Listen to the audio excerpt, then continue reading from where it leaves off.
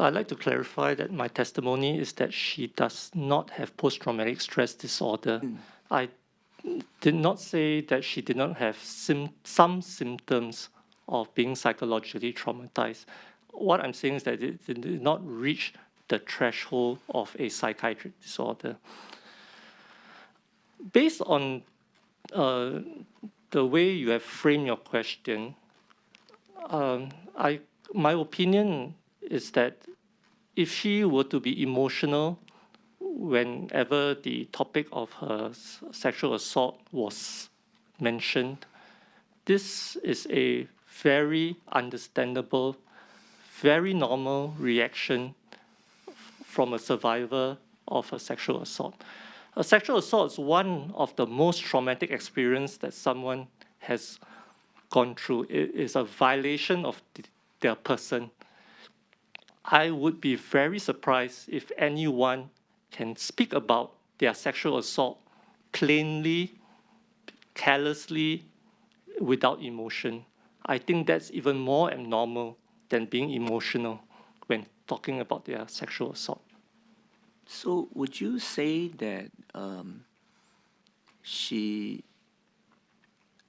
well, I note that you say that she is not suffering from PTSD, perhaps anymore, but that you agree that she still there are still symptoms of her, symptoms rather than the condition. Is that your distinction? Some symptoms. Some symptoms. So she continued to suffer from some symptoms of this post-traumatic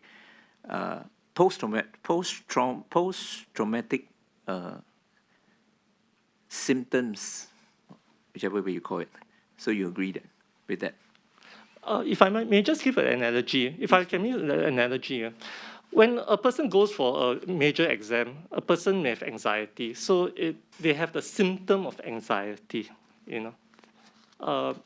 It doesn't mean they have a generalized anxiety disorder or a panic disorder, which is a psychiatric illness.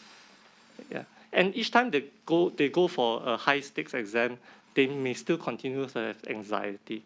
So in the psychiatric profession, we always put in this criteria that the symptoms, when present, must be able to reach that intensity and that persistence that impairs the person's functioning.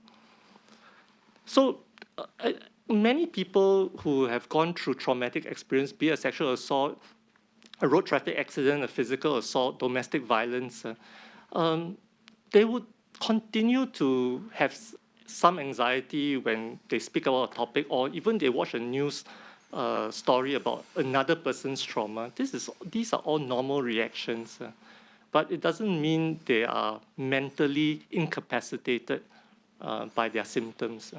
Thank you.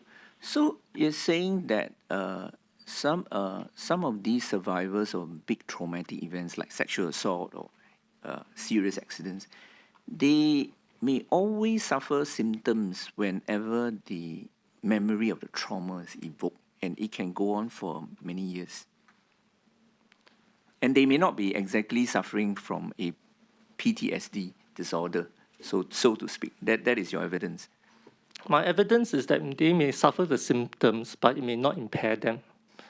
I would say that it would be very unusual for a person to undergo a traumatic experience and just erase it and sit. If the person told me that they went through a traumatic experience and then went on to say, I forgot it all totally, I would say that is highly abnormal.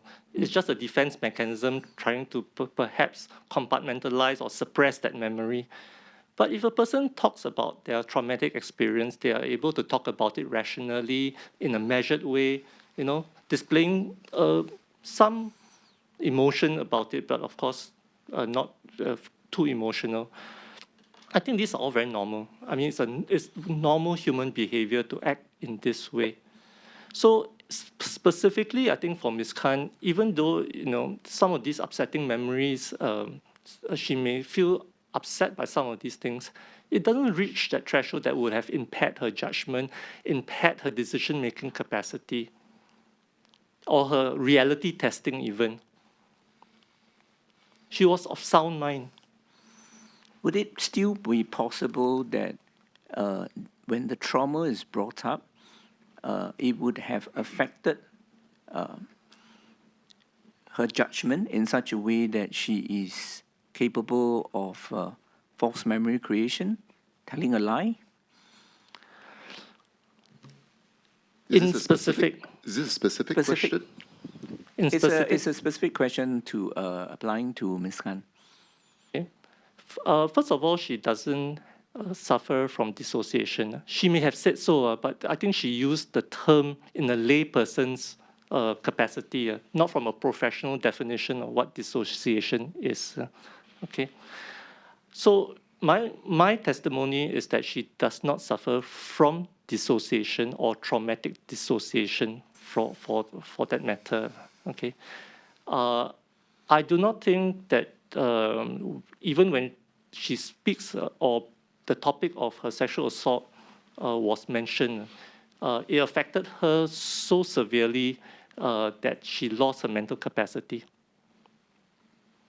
Perhaps not losing mental capacity, but lapses of judgment?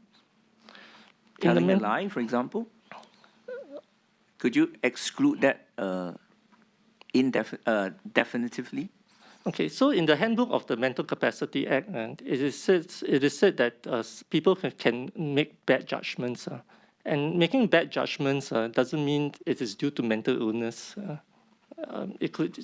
Any normal human being can make bad judgments. But it could be due to the trauma. The bad judgment could be due to the trauma. In specific, for this particular instance, I do not think so.